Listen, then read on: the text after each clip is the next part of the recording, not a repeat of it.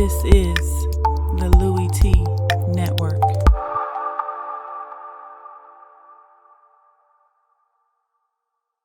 Then my team was 6-10, and we ain't smell the playoffs. Then it gets even better when your team makes the playoffs.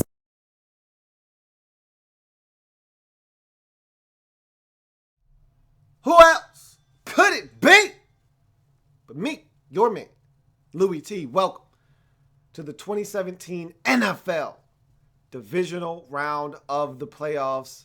Kansas City Chiefs taking on the Pittsburgh Steelers in a game that was supposed to take place at 1 o'clock p.m. this afternoon, pushed back to 8:20 as a start time because of the inclement weather and the subsequent effect it would have on the fans getting to the game and all of those things. So this was a game that should have been played earlier in the day, but instead they pushed it back, and the NFL used this essentially as a test tube, baby, of sorts. This is one of those situations where they look at it and they say, hey, if the ratings on this game is what we think it's going to be, we're going to start having Sunday night playoff games. Remember, during the playoffs, there are no Sunday night games except for the final round of the playoffs, the championship game, where they have that let's call it 6:40 start or so. It's a weird time when it starts, and it ends around like 9 something at night, going on 10 o'clock. But other than that, no wild card, no divisional round Sunday night games. It's 1 and 4:40 on Sundays. I think they're going to move that 1 o'clock game back to 8:20 and keep that 4:40 game in its current slot. And I'm not happy about that, because now it's 11:30 and I'm doing a breakdown, and I should be either in my bed right now or just enjoying the scenery. I've had a few glasses of wine tonight. I'm feeling good, and I should just be able to enjoy the rest of the Grizzlies game, which I can't because I'm doing this breakdown. But this was a really good game. And no, it wasn't Cowboys and Packers. Obviously, we knew that this game could not top what we saw earlier today, but this came down to the last possession, and the Steelers had to make a critical first down to ice this game away. Chiefs had an opportunity, actually looked like they had tied the game up, had a costly penalty, and penalties were the theme of the night for the Chiefs. We'll talk about that a little bit later on in this breakdown, but if you haven't already done so, subscribe to the Louie T Network for more great content in 2017 and beyond. We're changing the game. I want you to help us do that by simply hitting the subscribe button on YouTube to subscribe to the Louie T Network and become a part of the family. Also, I'm on Twitter. In the Lab Room is the Twitter handle. Go ahead and follow me on Twitter. And I'm also on Facebook. In the Lab Room is the Facebook page. All my social media platforms right there in that top corner scrolling up the screen. So let's jump into this breakdown and start with the winning team in this game, the Pittsburgh Steelers. I thought they were effective on the ground all night long. Now, a lot less in the second half, but still effective enough to impact the game. Le'Veon Bell, over 160 yards rushing in this game, was dominant on the ground for the majority of this football game. Ben Roethlisberger wasn't all that sharp, but when they needed him the most, at the end of the game to close it out, he scrambles outside of the pocket, extends the play, and finds Antonio Brown for a huge completion to end this ball game. So Ben Roethlisberger did what he had to do, but I did not think this was one of his better performances. He's going to have to play a lot better, because I thought he was okay against Miami last week. He did have a couple of costly interceptions and just bad decisions at that. Had one deflected in the end zone, right around the 2-yard line or so, picked off in the end zone by Eric Berry. That was a costly mistake, because if they get 7 there, this game's over. Instead, they turn the football over and don't get anything on that possession. So I thought he missed some throws, missed some opportunities in this game. He wasn't sharp, but it was cold. It was a different night. And not to say that the Steelers don't play in cold conditions, because they play in cold conditions all the time, but this was a little different, and I didn't think that they played their best in terms of the passing game, but they got it done. They didn't get in the end zone at all. The real hero for the Steelers in this game, Chris Boswell, 6 field goals, an NFL postseason record, 6 made field goals, 6 of 6 on the night, and he needed each and every single one of them as the Steelers won this game by 2 points. So at the end of the day, they got it done. It was not pretty, but the name of the game is survive and advance, and they did exactly that in this game. They did both of those things, and they'll go on to the AFC Championship game to take on the New England Patriots. And I told you, I think this Steelers defense is getting better. And they gave up some stuff. There were some opportunities tonight, but it's the Chiefs. So, much like I said yesterday with the Patriots, it's the Texans. You can get away with a few things. You don't have to play your absolute best football to win the game against the Texans. You got to play a little bit better than the Patriots had to last night to win against the Chiefs, because the Chiefs are much better as a whole. They can hurt you on special teams. They can hurt you on defense. And if you're not careful, they can hurt you on offense. But by no stretch of the imagination are they a juggernaut offensive football team. They're not going to score a ton of points. I told you that prior to the game. I told you that during the game. I told you that at halftime. This is not an explosive Chiefs offense. The one thing that has held this team back over the years is the fact that they don't score a ton of points. And every year I hear from Chiefs fans, Alex Smith doesn't get enough credit and yada. I'm like, okay, really? Because this is the end result with Alex Smith at quarterback. You like to think that the blueprint was set for you last year with the Broncos defense doing what they did and winning with mediocre to less than mediocre play at the quarterback position. Peyton Manning was awful last year at times, yet they still won the Super Bowl. Despite Peyton Manning, he was horrible in the Super Bowl last year, but they still won the Super Bowl because the defense was so dominant. It's not what the Chiefs are. You saw how much yards they gave up on the ground. They're not a dominant defense. They're a good defense. But Alex Smith and that offense, even though they have more weapons than they've ever had in the last, I'd say, 5 to 7 years, they haven't been this good offensively in terms of the skill positions and the talent that they have since they used to score a bunch of points and have no defense in the Trent Green, Priest Holmes, Larry Johnson days, with Tony Gonzalez and Dante Hall, when they could actually score some points and they had no defense. Now it's the opposite of that. They can play defense, but they can't score any points. But they've got weapons offensively. They just don't get it done. And I think you stop and start with Alex Smith when you have that discussion. I mean, that throw he made to Jeremy Maclin is, to me, a microcosm of what he is as a quarterback. Alex Smith is extremely accurate underneath and intermediate, but when you ask him to push it down the field, that's when you start to get the inaccuracies. He had Jeremy Maclin open by 2 steps past the cornerback, Artie Burns, and he threw it over the wrong shoulder. That you can't do that. You lead him up the field towards the end zone, it's a touchdown. He walks in the end zone. But that's nor here nor there, because they still scored on that possession, and he still delivered the 2-point conversion, and you get a holding penalty on Eric Fisher. And speaking of penalties, that was the theme of the night for the Chiefs. They couldn't get out of their own way. Whether it was drop passes, Kelsey with a drop pass on a deep ball that would have put them in some great position. You've got a drop pass by Albert Wilson on a 3rd down that would have resulted in a 1st down. You got Alex Smith missing Spencer Ware on a 3rd down when he's in coverage against a defensive tackle. I just talked about the miss to Maclin down the field that would have resulted in a touchdown. There were too many missed opportunities from that standpoint. Then you factor in the penalties. They had some big, huge penalties. They had a 15-yard penalty on Kelsey after a play. They had another penalty that negated a big play for them, 15-yarder again. And that was a face mask penalty on your running back, Spencer Ware, in pass pro. I mean, they just destroyed themselves. And then the biggest penalty of the night, obviously, the holding penalty on Eric Fisher on the 2-point conversion, which would have been good to Demetrius Harris, that would have knotted this game up at 18 apiece. And instead, you go from a 2-point conversion at the 2-yard line to a 2-point conversion at the 12. Do you know how hard it was for the Chiefs to just get in the first place? Like, they had to convert on 4th down like 9 times on that possession just to get in. And now you're asking them to convert from the 12-yard line? Yeah, right. Good luck with that. So we knew where that was going after the 10-yard penalty, and they weren't able to get the one stop. And when you waste timeouts, this is your fate. I told you, second half timeouts are like precious jewels. You must save your second half timeouts until you have to use them. You don't have any other options. And the Chiefs had no timeouts remaining. They had one timeout, actually, when the Steelers got the football back, but that was of no consequence because 1 first down meant the game was over. They get the completion to Antonio Brown, does Ben.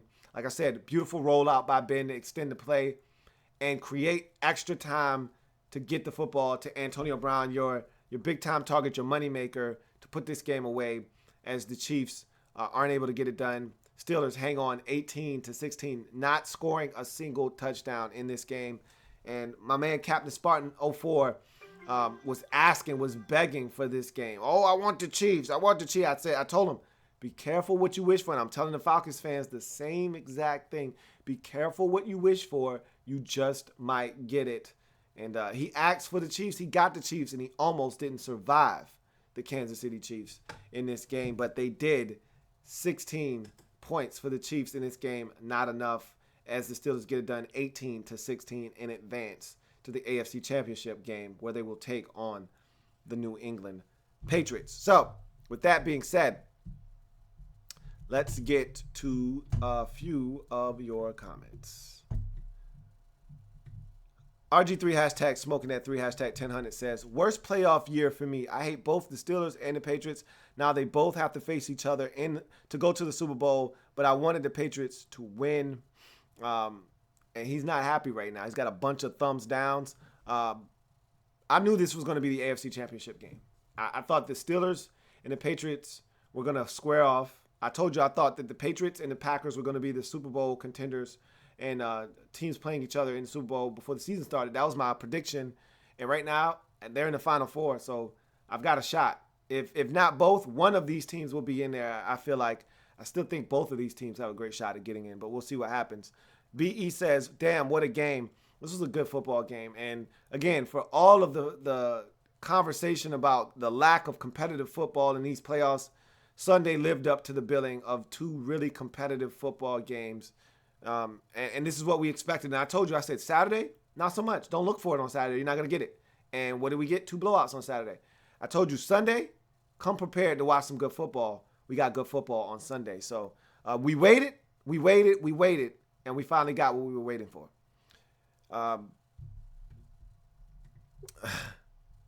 Somebody said they're still on that Green Bay Dallas game. I hear you, man. I told my dad, I said, man, I don't watch games over twice very often, but that's one game I would sign up to watch again. That was a hell of a football game. Josh Berman says, wow, man, I got nothing. He says, Schittsburg versus the Flatriots, AFC Championship game. Go NFC. He's a Ravens fan, so he's not happy about either one of these participants being in the AFC Championship game. Should be a hell of a football game. Bart Scott. Can't wait. RG3 hashtag smoking that 3 hashtag 1000 says, who is your top 5 MVP candidates? I think we've went through this already. I think you've asked me this question in like 6 different ways. But I've done a video on my MVP voting and who I think is in the mix and the running. You want to get that? Go watch that video. I did that video, let's say 3 weeks ago on the MVP race. You'll know exactly where I stand on all the candidates and who I think is in the discussion and who I think will win. So go check that out. Deshaun Drakeford says, now that Pittsburgh Steelers are going to the Super Bowl this year, we'll see. We'll see. Disco Jump Rope says, too many field goals, bro. What is wrong with the Steelers offense tonight? They've had games like this. I told you at halftime that this reminded me a lot of the Cincinnati game where they kicked 6 field goals in that game and scored 1 touchdown, and that was the difference in the game, and they were able to win. Or actually, they kicked 5 field goals, or was it 6? It might have been 6. Either way, they kicked a ton of field goals. I think it was 6 in that game, and they had to hang in, and then they finally got a touchdown late, and they took the lead, and they beat Cincinnati. This is what they do. So it didn't surprise me that they struggled to get in the end zone. They have games like this, but what they find a way to do is they find a way to win. And that's what they did tonight, and that's all that matters. It doesn't have to be pretty. I always tell you this. It doesn't have to be pretty, just gritty in a W. And that's exactly what it was for the Steelers if they move on to the AFC Championship game. They got to be better next week versus the Patriots because I can assure you of this. Field goals won't win that game. And they know that. They understand the opponent that they were playing. They knew they were playing the Chiefs. We can field goal these boys to death and still win this game. They know next week we got to get in the end zone or else we'll lose. And they're aware of this. So it's not like they don't know who they're playing and what it's going to take to get a W. Kais Benj says, just imagine if the Steelers turned those field goals into touchdowns, they would have put up 42 points. With that being said, do you think the Steelers will fix the mistakes versus the Pats? I do. I really do. I think sometimes, and this isn't a knock on the Chiefs, but sometimes you can play down to the level of competition, and I'm not saying the Chiefs. Look, the Chiefs had home field advantage in this game. The Chiefs won 12 games this year. The Chiefs, statistically, record-wise, was the better team, but we've seen the Chiefs struggle to score this season. That's not a mystery. That's not something that we are making up. We're pulling out of thin air. This is who the Chiefs are, and this is who they've been under Andy Reid with Alex Smith at quarterback. They don't score a bunch of points. I thought they could be different this year. I thought because of the special teams dimension that Tyreek Hill adds, because of his threat to take it to the house each and every time he's on the field. Offensively, he was going to attract some attention, and that was going to open up some guys like Macklin or maybe even Conley, Kelsey. Someone else was going to be able to make a big play. Wilson. Somebody was going to step up, and we never got that in this game. Alex Smith wasn't that sharp. They had opportunities. They missed them in this game, and that's what happened when you miss opportunities. You don't get it done, and 16 isn't enough, and that's been their problem. When they lost to Tennessee, I think they scored 16 in that game. Might have scored 17. I think they lost that game 19-17. When they lost to Tampa Bay, I think they scored like 13 in that game. 16, something like that. It's not enough. That's been the problem for this Chiefs team. When they don't win, they don't score enough. And tonight was one of those nights where I felt like they weren't going to score enough. Eagle Speed is a fact. Says that O-lineman at the end is a faggot. Talking about Eric Fisher, who held. No, man. James Harrison beat him around the edge, and he put him to sleep with the sleeper hold, and he got caught. So it happens. I think that type of technique happens more often than we see. Guys, I see that all the time, and it just doesn't get called all the time, but he got caught. Captain Spartan 04 says, it was so funny. My family was wondering why I was scared every time Tyreek Hill touched the ball. I tried to tell them, but the Steelers kept shutting him down. Tyreek Hill is a scary guy, and Steelers did a really good job of neutralizing him, but he was open a couple of times down the field, and Alex Smith just simply did not see him, which is a problem because I had the same problem with Kirk Cousins and not throwing the football to your premier receivers. You got Tyreek Hill one-on-one with Lawrence Timmons 40 yards down the field. What are we doing here, man? Let it go. Cut it loose. Come on. I see that and my eyes light up. And I don't give a damn if he's my fifth read on a play. If I look at him and I think he's got a favorable matchup, I'm going to him. I will take the L if I make a mistake, but I'm going down guns a-blazing, going to some of my best. And I didn't think they did that enough in this game. There were opportunities on that deep post that he's been winning on all season long to hit him, and he didn't throw it tonight, and that's a problem for me. Josh Berman says, think about it. The Patriots kind of expect Pittsburgh, same Atlanta and Green Bay. Wow, not the Final Four you thought. Actually, it was. I didn't think Green Bay. Let me take that back. Let me retract my statement. I thought Atlanta would be there. I thought Pittsburgh and New England would be there. The only team that I didn't see getting there was Green Bay. I thought that Green Bay was going to lose to the Giants. I thought Green Bay was going to lose to the Cowboys. And they've proven me wrong twice already. And we'll see what they do if they can complete this improbable run that they're on. They've won 8 straight now. Remember, they were 4-6, left for dead. And they've rattled off 8 straight wins. And they're in a position now to go to the Super Bowl if they can get one more. It's always that hot team. We've seen this before with the Giants, among others, Steelers. It's always that hot team at the end of the season. They're that hot team at the end of the season. They might be the team to hoist the Lombardi. RG3, hashtag smoking that 3, hashtag 10 says, I hope the Packers are and the Falcons, or the Falcons wins the Super Bowl. We'll see. Moving on to some more of your comments. Corey Fitterman says, man, Lou, I'm still giddy off that Dallas loss. I see Pittsburgh and Green Bay Super Bowl rematch. And that's what I predicted before the season started. And I know a lot of Redskins fans are excited that the Cowboys lost. That was just a good game.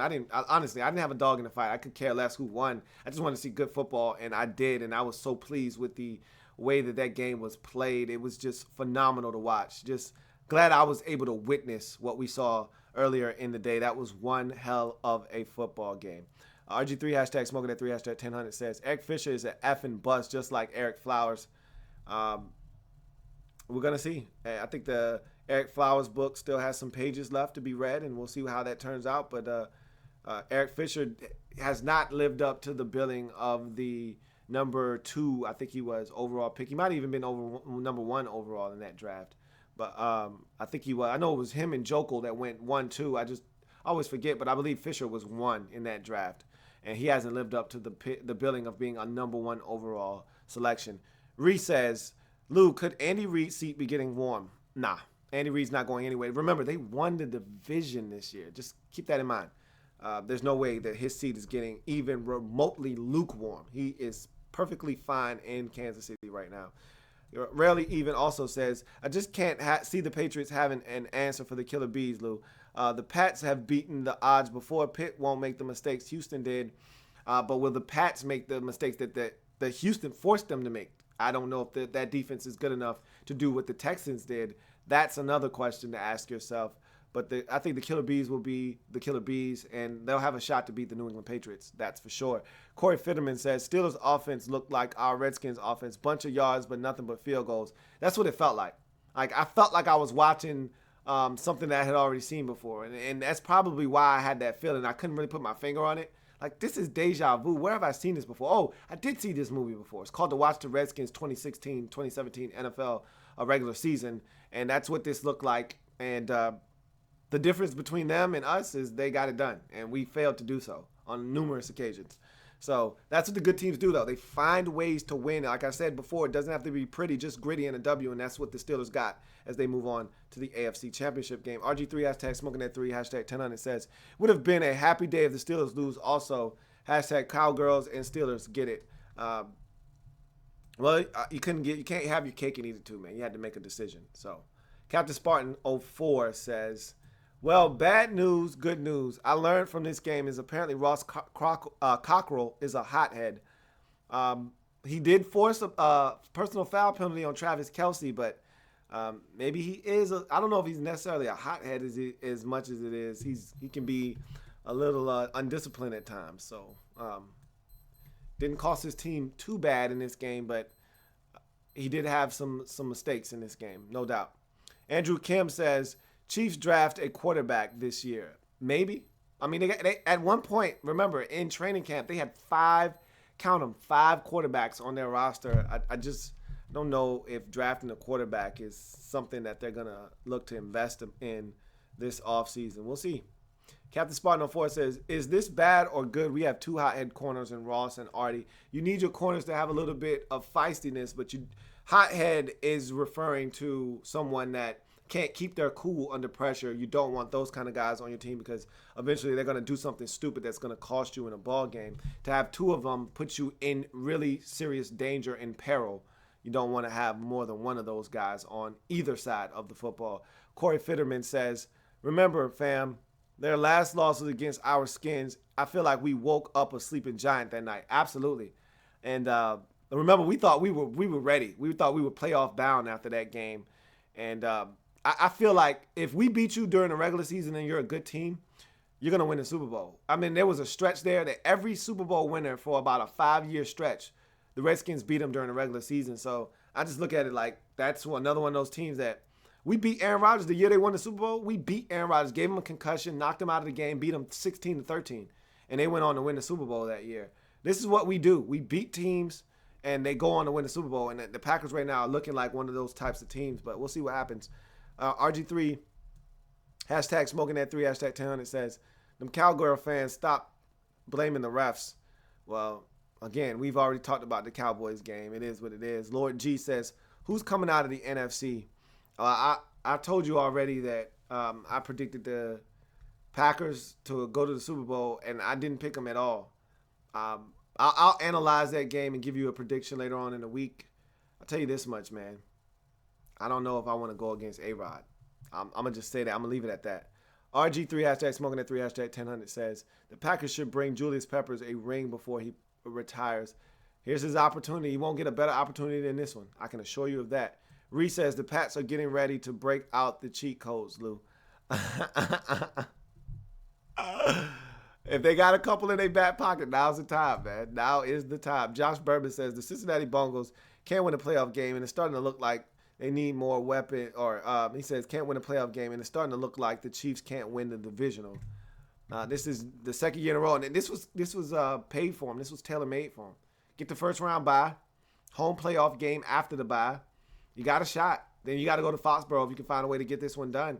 And you went to Foxborough last year and gave the Patriots all that they could handle, but they weren't able to get it done this year. So another squandered opportunity for the Chiefs. Andrew Kim says, Do you think the Chiefs need more weapons or a better running back than Ware, or is it Smith? I think it's 2 out of those 3. I think they got enough weapons. I named them at the top of the show, whether it's Kelsey, whether it's Jeremy Maclin, Tyreek Hill. I think Conley is a solid receiver. You can get a little something out of Wilson. They've got enough stuff out there. I think that running back position needs an upgrade, obviously.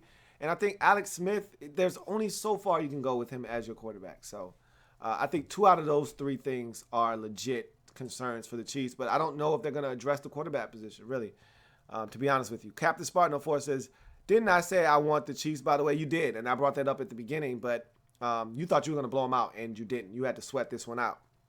DG Production says, hey, man, Packers not all you making them out to be, not saying Falcons going to win, but we ain't scared because we got the best. We got to beat them. I hear you, man. I hear you loud and clear, but look, that's Aaron Rodgers, man.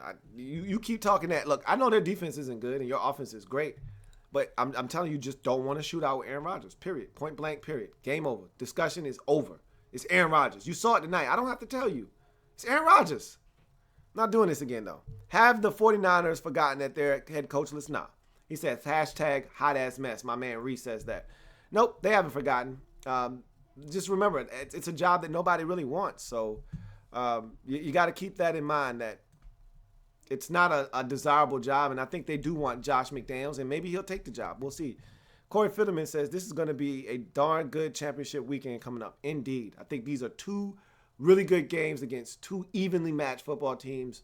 And I think both road teams have a legit shot at going in and winning. So I'm looking forward to both of those contests for sure. In any event, that's going to do it for this breakdown. I thank you guys for joining me. It's been a fabulous divisional round weekend. We've got 2 more games left to decide who will play in Super Bowl 51. So we know the NFC side and now the AFC side of the bracket.